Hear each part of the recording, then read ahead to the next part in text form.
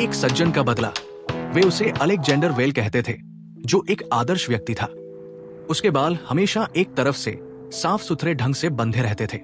उसकी आवाज कभी नहीं उठती थी, यहां तक कि गुस्सा होने पर भी नहीं। उसने एक बार बिना एक भी ईमेल भेजे पैसे कमाए थे। हस्तलिखित पत्र, फाउंटेन पेन और व्यक्तिगत संपर्क उसके संचार के साधन थे। वेल इंडस्ट्रीज केवल एक व्यवसाय नहीं था, ये उसकी विरासत थी। ये उस दुनिया में कुछ दर्शाता था जो लंबे समय से शालीनता को भूल चुकी थी। लेकिन फिर एक ऐसा व्यक्ति था जो परवाह करता था, लेकिन जरूरी नहीं कि उसी तरह से। Damien crane. क्रेन इतने सालों पहले अलेक्जेंडर का बिजनेस पार्टनर, सबसे अच्छा दोस्त और पूर्व बेस्ट मैन था। आकर्षक, सुंदर, चतुर, साफ सुथरे, अच्छे से कटे सूट में एक सामाजिक चढ़ाई करने वाला। लेकिन जहां अलेक्जेंडर दुनिया को ऊपर उठने की जगह के रूप में देखता था, वही डेमियन दुनिया को संघर्ष करने की जगह के रूप में देखता था। और उसने जीत हासिल की। एक साल में नकली हस्ताक्षरों, झूठे आरोपों और चतुराई से गढ़े गए घोटाले के जरिए डेमियन ने अलेक्जेंडर को बर्बाद कर दिया। उसने दावा किया कि वेले पैसे का गबन कर रहा था। उसने दावा किया कि वो अयोग्य था, मानसिक रूप से अस्थिर भी। उसने ब्रेकडाउन का नाटक किया, गवाहों को पैसे दिए, अभिनेताओं को काम पर रखा। हर वो दस्तावेज जो अलेक्जेंडर को बचा सकता था, रहस्यमय तरीके से गायब हो गया। अलेक्जेंडर ने अपने साम्राज्य को ढहते देखा। उसका नाम टैब्लॉइड में घसीटा गया। निवेशक ठंडे पड़ गए। बोर्ड ने उसे बाहर कर दिया। और फिर आखिरी खंजर, डेमियन ने एक नई होल्डिंग कंपनी के जरिए वेले इंडस्ट्रीज को खरीदा और अलेक्जेंडर वेले गायब हो गया। भागने के लिए नहीं, इंतजार करने के लिए। अधिनियम आए, द जेंटलमैन रिटर्न्स। 5 साल बाद लंदन अलग था, लेकिन अलेक्जेंडर नहीं। जब वो दुनिया में वापस आया तो वो एक भूत के रूप में बॉलरूम में वापस आया, चुप, सुंदर और उन लोगों द्वारा अनदेखा जो जीवन में बहुत व्यस्त थे। अब उसे देखने की जरूरत नहीं थी, उसे महसूस किए जाने की जरूरत थी। अलेक्जेंडर ने न केवल सत्ता हासिल करने में, बल्कि सीखने में भी वर्षों बिताए थे। उसने नई कंपनियां नहीं खरीदी, उसने पुरानी कंपनियों को दफना दिया। वो पंखों में इंतजार करता रहा और डेमियन को ऊंचा और ऊंचा चढ़ते हुए देखता रहा, जबकि वो चुपचाप हर उस चट्टान को तोड़ रहा था जिस पर वो खड़ा था।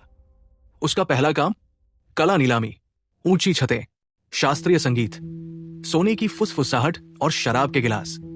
यही डेमियन ने उसे देखा कमरे के उस पार। चांदी के कफलिंग, एक मुस्कान का संकेत। अलेक्जेंडर आगे नहीं बढ़ा, उसने बस एक गिलास उठाया, फिर चला गया। 2 दिन बाद डेमियन की पत्नी एलिस को सफेद ट्यूलिप का एक गुलदस्ता मिला। कोई संदेश नहीं, बस एक मुड़ा हुआ कार्ड जिस पर लिखा था, कुछ लोग दूसरों पर कदम रखकर ऊपर उठते हैं और कुछ लोग याद रखते हैं कि वे कहां गिरे थे। क्रेन का घर धीरे धीरे लेकिन अनिवार्य रूप से अलेक्जेंडर ने डेमियन के ब्रह्मांड को नष्ट करना शुरू कर दिया। वित्तीय तोड़फोड़, एक गुप्त मुखबिर ने डेमियन की कंपनी से आंतरिक ज्ञापन जारी किए जो गबन का संकेत देते थे। इसे हल्के ढंग से कहें तो विडंबनापूर्ण। जांच में उसे 2 प्रायोजक और 3 ग्राहक खोने पड़े।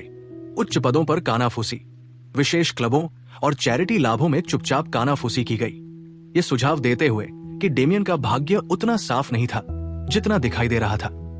जब विवेकपूर्ण प्रतिष्ठा वाले सिल्वाया कोट पहने पुरुषों द्वारा बोला जाता है तो एक कानाफूसी भी एक मोहिनी की तरह होती है। भक्त एलिस क्रेन को अपने पति के अध्ययन में एक चमड़े की नोटबुक मिली। ये एक जालसाजी थी जिसे अलेक्जेंडर ने बनाया था। हर पृष्ठ झूठे बयानों से भरा था, लेकिन एलिस के लिए ये असली था। वो उस रात चली गई। डेमियन पागल हो गया, जुनूनी। उसने पासवर्ड रीसेट किए, अपने सहायक को समाप्त कर दिया, साक्षात्कार ठुकरा दिए, और फिर भी दबाव बढ़ गया। वेलवेट में चेकमेट। अंतिम चरण चुपचाप हुआ।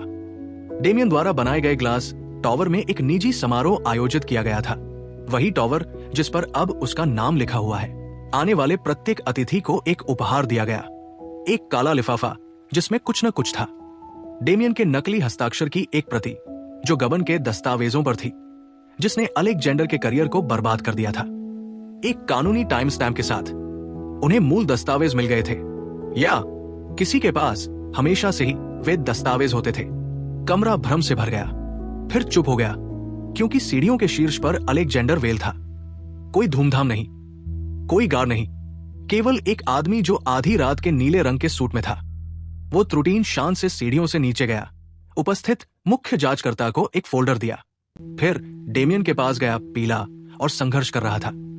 अलेक्जेंडर ने एक कमजोर मुस्कान दी, ऐसी मुस्कान जो आंखों तक नहीं पहुंचती, और फुसफुसाया, हमारे बीच जो अंतर है डेमियन, वो ये है कि आपने जीतने के लिए खेला, मैंने अंत तक खेला। अगले दिन लंदन के सभी अखबारों में एक ही शीर्षक था, क्रेन साम्राज्य घोटाले में ढह गया, वेसल ब्लोअर का पूर्व भागीदार के रूप में खुलासा हुआ। उपसंहार, मौन की वापसी। अलेक्जेंडर ने कभी कंपनी को वापस नहीं लिया, उसे ऐसा करने की जरूरत नहीं थी। वो अपने वेलिंगटन स्ट्रीट टाउन हाउस में लौट आया, मुलायम चमड़े की कुर्सियों, पुरानी किताबों और शाम को धीमी जैज की पृष्ठभूमि। कभी कभी लोग उसे पार्क में टहलते हुए देखते थे, बेंच साथ में, दस्ताने पहने, सिलवाया हुआ कोट। वे फुसफुसाते, ये वो आदमी है जिसने डेमियन क्रेन को हराया था। लेकिन उसके बहुत करीबी परिचित बस यही कहते, ये वो आदमी है जो भूला नहीं है। और नीचे उसके अध्ययन कक्ष में